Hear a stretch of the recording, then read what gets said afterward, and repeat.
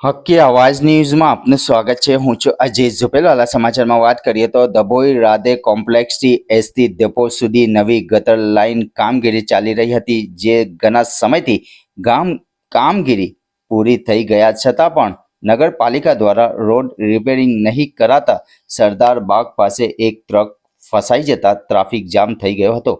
Truck ફસાઈ જતા JCB લાવીને ટ્રકને બહાર કાઢવામાં આવી હતી।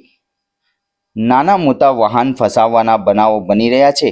ડભોઈ નગરપાલિકાના વહીવટી તંત્રની નિષ્કાળજીના કારણે હાલ પ્રજાને મુશ્કેલીનો સામનો કરવાનો વારો આવી રહ્યો છે।